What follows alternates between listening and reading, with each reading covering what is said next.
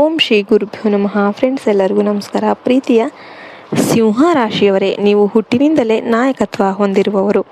ಆದರೆ ಕೆಲವೊಮ್ಮೆ ನಿಮ್ಮ ಶಕ್ತಿ ಸಂಪೂರ್ಣವಾಗಿ ಹೊರಬರದೆ ಅಡಗಿ ಹೋಗುತ್ತೆ. ನೀವು ಯೋಗ್ಯರಾದರೂ ನಿಮಗೆ ಸಿಗಬೇಕಾದ ಗೌರವ, ಹಣ, ಸ್ಥಾನಮಾನ ಸಿಗ್ತಾ ಇಲ್ಲವೆಂದು ಅನ್ನಿಸ್ತಾ ಇದೆಯಾ?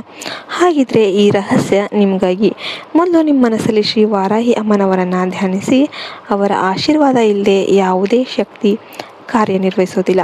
ಸಿಂಹರಾಶಿಯವರೇ, ನಿಮ್ಮೊಳಗಿನ ಅಗ್ನಿ ಶಕ್ತಿ ತುಂಬ ಬಲವಾದದ್ದು. ಆದರೆ ಅದನ್ನು ಸರಿಯಾದ ದಿಕ್ಕಿಗೆ ತಳ್ಳಬೇಕು. ಇಲ್ಲದಿದ್ದರೆ ಅದು ನಿಮಗೆ ಸಹಾಯ ಮಾಡದೆ ನಿಂತು ಹೋಗುತ್ತೆ.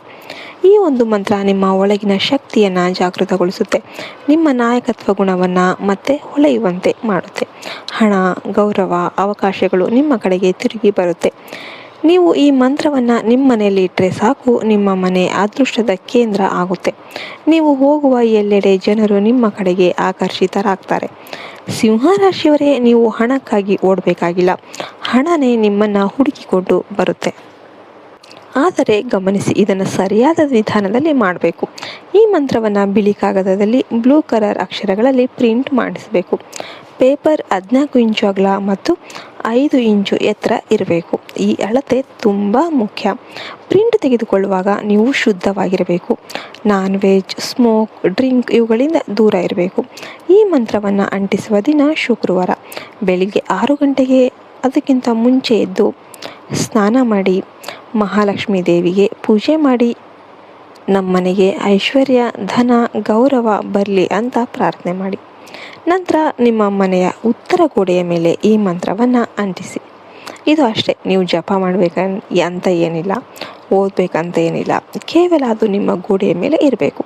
ಆಮೇಲೆ ನೀವು ಗಮನಿಸ್ತೀರಾ ನಿಮ್ಮ ಜೀವನದಲ್ಲಿ ಆಗುವ ಬದಲಾವಣೆಗಳನ್ನು. ನಿಮ್ಮ ಆತ್ಮವಿಶ್ವಾಸ ಹೆಚ್ಚಾಗುತ್ತೆ.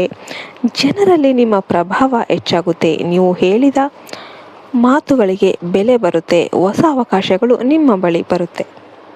ಸಿಂಹರಾಶಿಯವರೇ, ನಿಮ್ಮ ಜೀವನದಲ್ಲಿ ಇದ್ದ ಅಡಚಣೆಗಳು ಕಡಿಮೆಯಾಗುತ್ತೆ. ಹಣದ ಹರಿವು ಹೆಚ್ಚಾಗುತ್ತೆ. ನೀವು ಒಂದು ಮನಿ ಮ್ಯಾಗ್ನೆಟ್ ಆಗ್ತೀರಾ. ನಿಮ್ಮ ಮನೆ ಒಂದು ಅದೃಷ್ಟದ ಮಂದಿರ ಆಗುತ್ತೆ.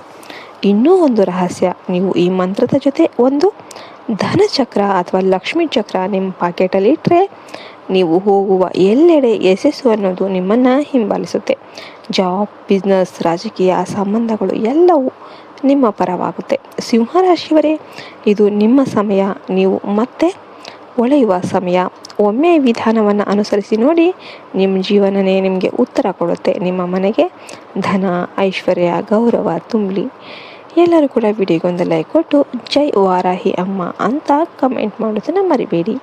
ಜೈ ಹಿಂದ್, ಜೈ ಭಾರತ್ ಮಾತೆ. ಹರಿ ಓಂ ತತ್ಸತ್. ಸರ್ವೇ ಜನೋ ಸುಖಿನೋ ಭವಂತು.